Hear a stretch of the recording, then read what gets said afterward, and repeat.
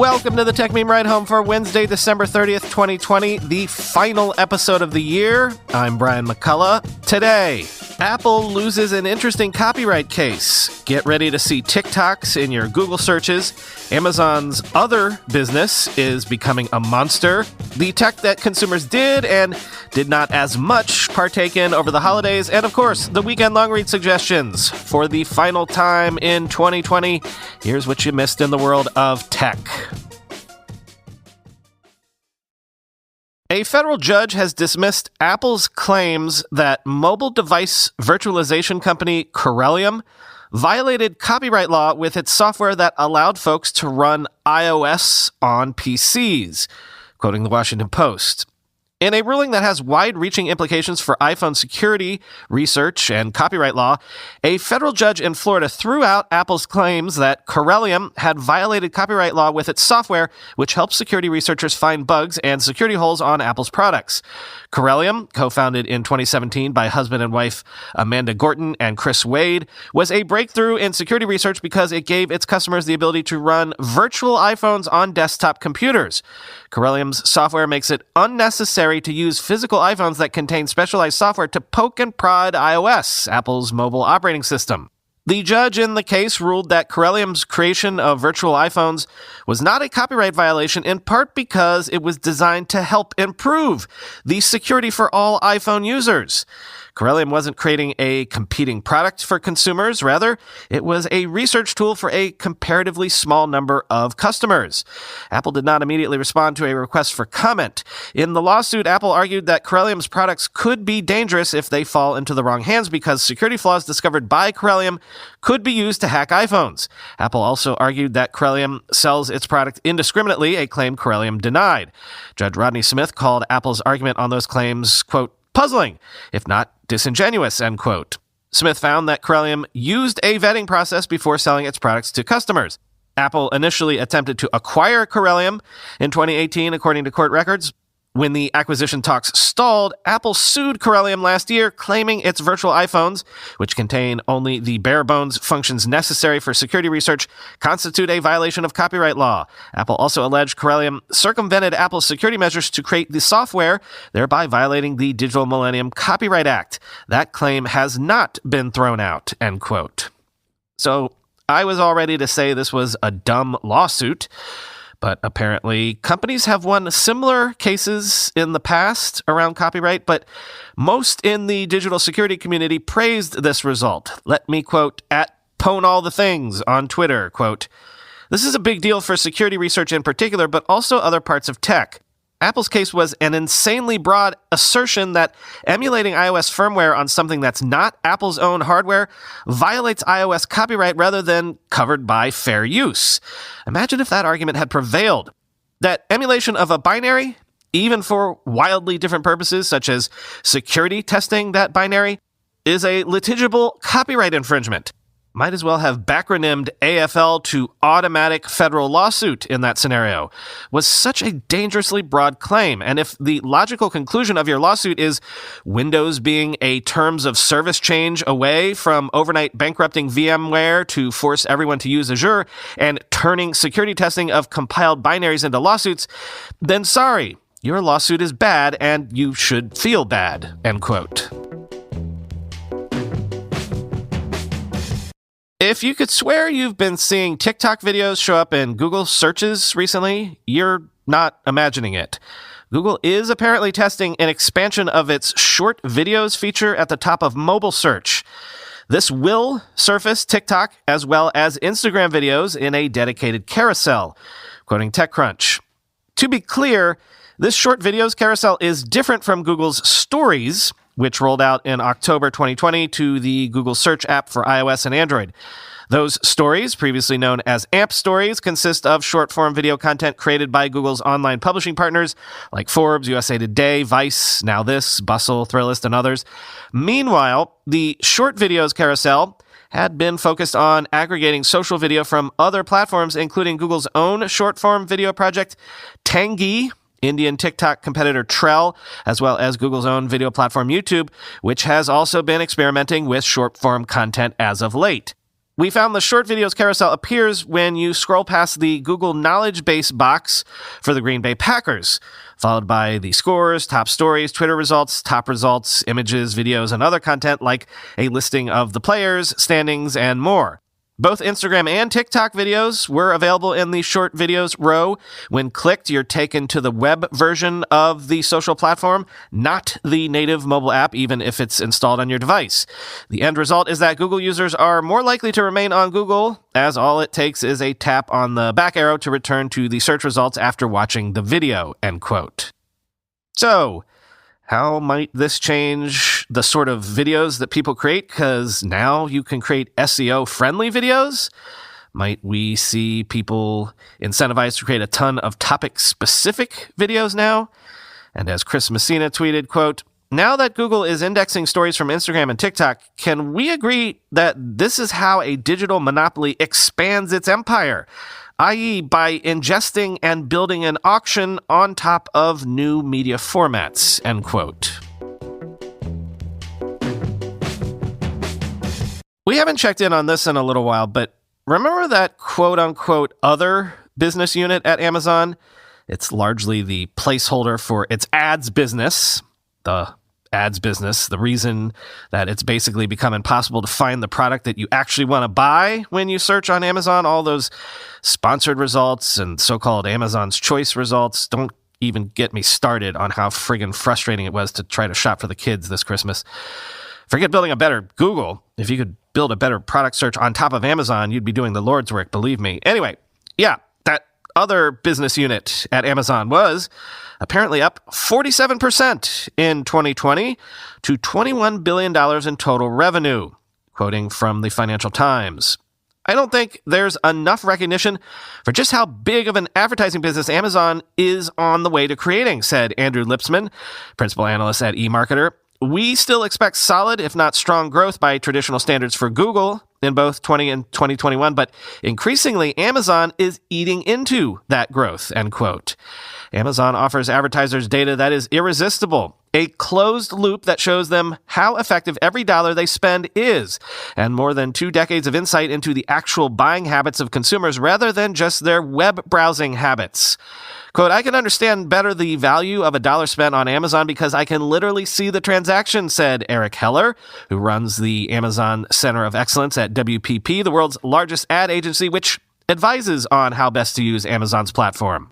Mr. Heller noted several studies had shown that people were increasingly searching for things to buy directly on Amazon rather than on Google. For marketers, Mr. Heller said, it was the difference in reaching the person searching for athlete's foot cream rather than "why does my foot hurt?" end quote. Yeah, when you put it that way, it really is kind of shocking to realize how oblique Google search for products actually is. And it's worth noting how much this really is that sort of zero-sum game that we've been talking about recently. Amazon is eating slices of Google's pie directly. They're stealing the business away from Google, quoting again.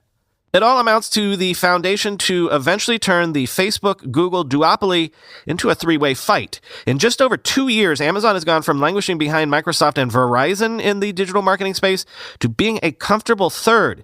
This year, Amazon is on course to command 10.2% of U.S. digital ad spending versus Facebook's 23.5% and Google's 29.8%. By 2022, Amazon's share is predicted to be almost 13%, a slow but meaningful encroachment into a high-margin industry. Some critics argued that Amazon's sponsored results were effectively a listings tax, an additional cost of doing business on top of the commission the group already takes, which itself was more than $20 billion in the last quarter alone. Quote, "Amazon is becoming more and more a pay-to-play platform," said Mitchell Bailey from Caspian, a company that provides advertising services for brands on e-commerce. Quote, "Unless you're willing to invest in their advertising platforms, it's much more difficult to compete," end quote.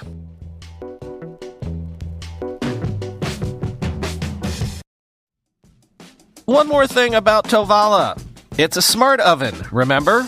We use our Tovala all the time, and not just for the Tovala meals themselves.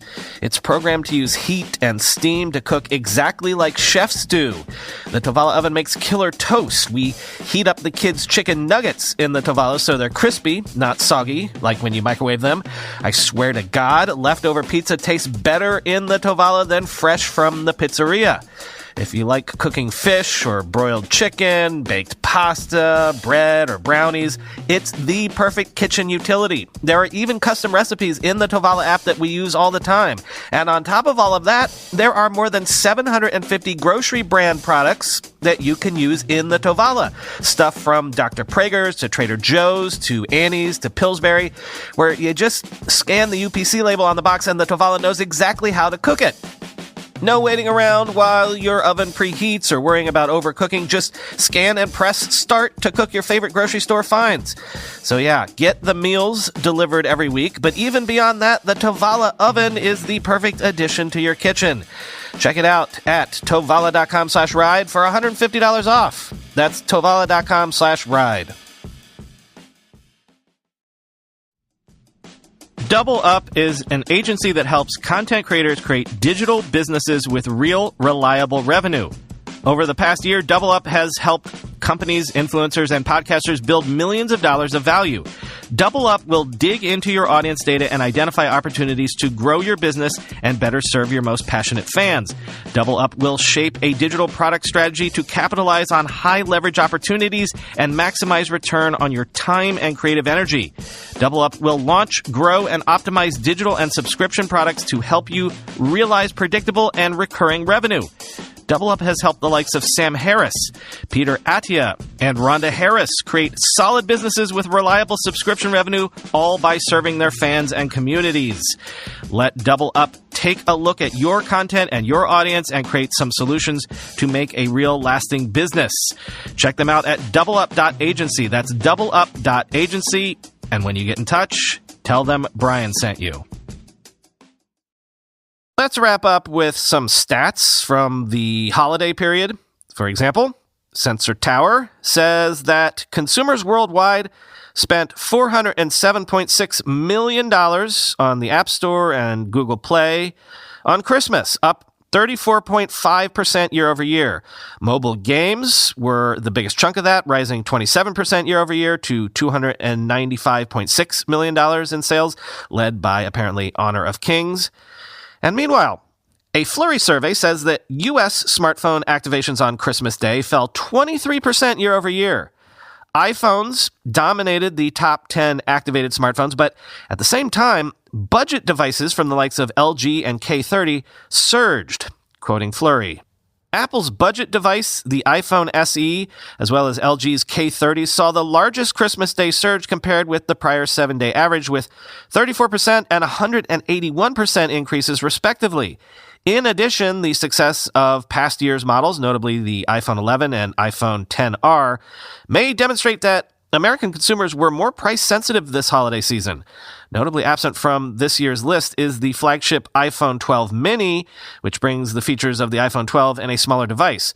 With a discount of only $100 compared to the iPhone 12, however, the mini version has yet to catch consumers' attention, end quote. And finally, it is apparently a disappointing watch when you actually sit down to watch it, but Wonder Woman 1984 might have given a boost to HBO Max. Apptopia says the streamer saw around 554,000 app signups over the Christmas holiday, and that's just on mobile, quoting Bloomberg. While mobile devices are just one entry point for customers using a streaming service, the data provides a way to measure traffic. HBO Max's total mobile users now stand at just under 12 million, Apptopia said. Meanwhile, Walt Disney's Disney Plus streaming service had about 2.3 million global installations of its mobile app over the Christmas holiday, a 28% increase from the prior weekend, according to the market research firm Sensor Tower. The Pixar animated feature Soul, which was released on Disney Plus on Christmas Day, took in about $7.6 million in its theatrical debut in several international markets, including China. The weekend will be closely analyzed by Hollywood executives and investors because studios decided to release two big films, Wonder Woman and Soul, on their streaming services on the same day they were released in cinemas. Wonder Woman took in $16.7 million in domestic theaters over the weekend. AT&T's Warner Media said nearly half of the customers who have subscribed to HBO Max directly from the company watched the film on the day of its release, end quote. Time for the final weekend Longreads suggestions of 2020. First up, Fast Company features an essay from Rohit Prasad, head scientist for Alexa, who argues that the good old Turing test is an obsolete yardstick when it comes to measuring AI developments. We need a new metric, quote, "While Turing's original vision continues to be inspiring, interpreting his test as the ultimate mark of AI's progress is limited by the era when it was introduced. For one, the Turing test all but discounts AI's machine-like attributes of fast computation and information lookup, features that are some of modern AI's most effective. The emphasis on tricking humans means that for an AI to pass Turing's test, it has to inject pauses in responses to questions like, do you know what is the cube root of 3434756, or how far is Seattle from Boston?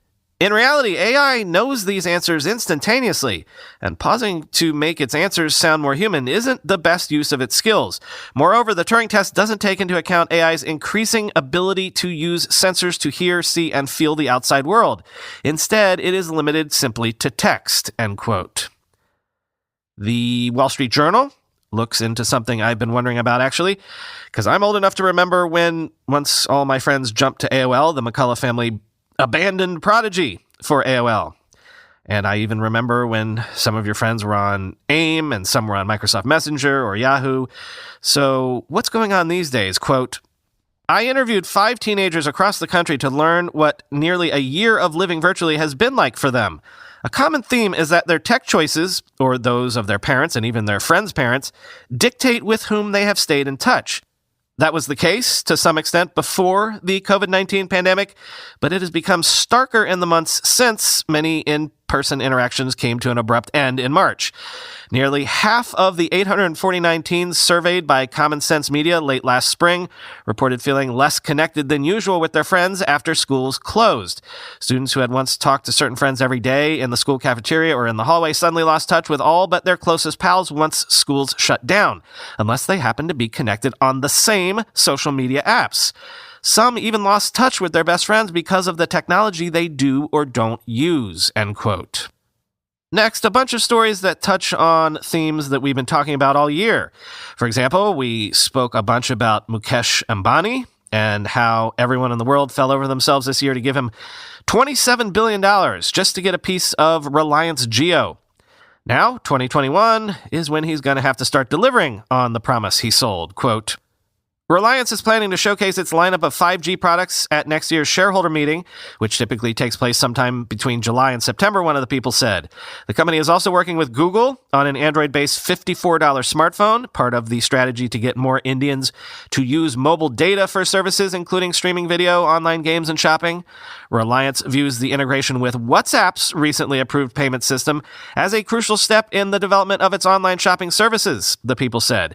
The companies are working together as Reliance's e-commerce platforms look to tap hundreds of millions of Facebook, WhatsApp, and Instagram users. Ambani's biggest challenge now is to earn a return on these investments, said James Crabtree, author of The Billionaire Raj, A Journey Through India's New Gilded Age, end quote. And all year, I personally have turned to Ed Young in The Atlantic to keep me abreast of where we are in terms of the pandemic.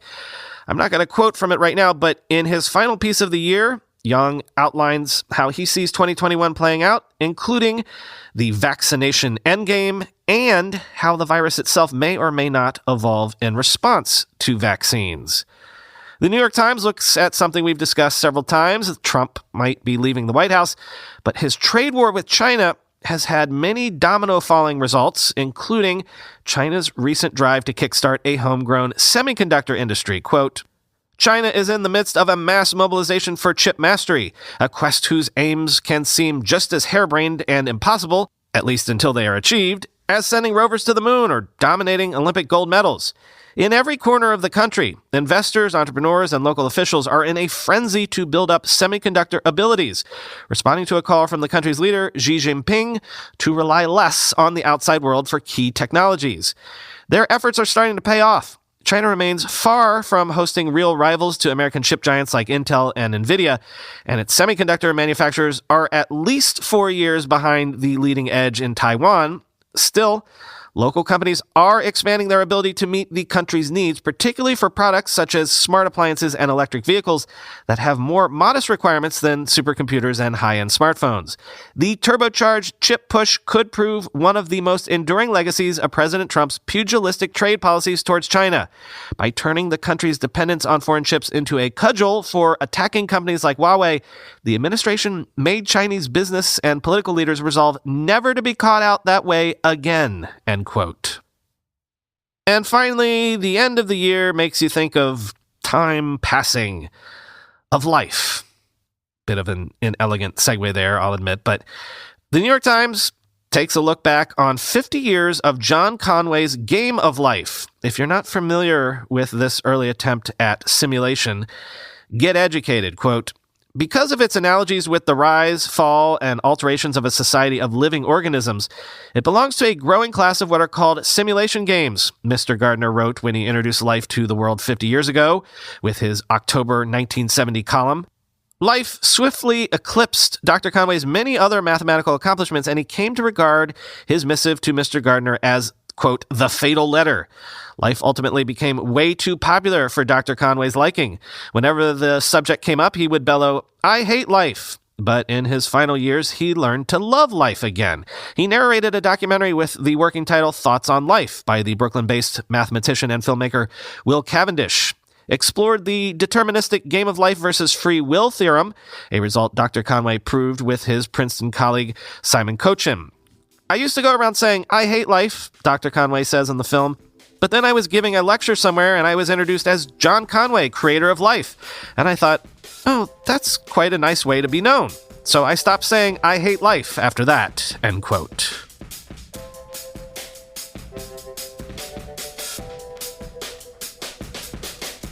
As hinted at all episode, I will be taking tomorrow and Friday off, and there will be no bonus episodes this weekend, so we won't be speaking again until Monday. Until 2021. Happy New Year to all of you. I love you all. Thanks for sticking me in your head every day. I truly appreciate each and every one of you. My best to you and everyone you care about in the new year. Here's hoping for good fortune and good health to all of us in 2021. Talk to you next year.